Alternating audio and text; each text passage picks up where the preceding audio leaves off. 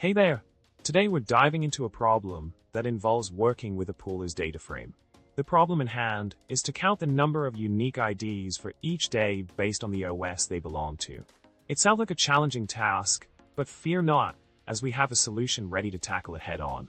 In the solution provided, we leverage the power of Polars to mark the first distinct entries of IDs within each OS using the is_first_distinct function. This step helps us identify the unique IDs as per the OS they are associated with. By pivoting these results and taking their cumulative sum, we effectively determine the count of unique IDs for each day. It's a clever approach that streamlines the process and gives us the desired output effortlessly.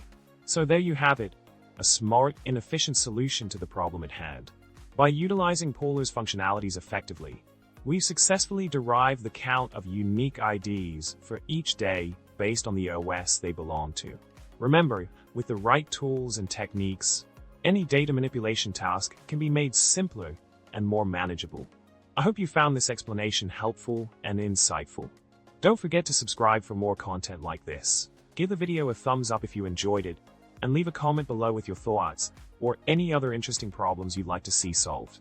Until next time, happy coding, and may your data always be clean and insightful.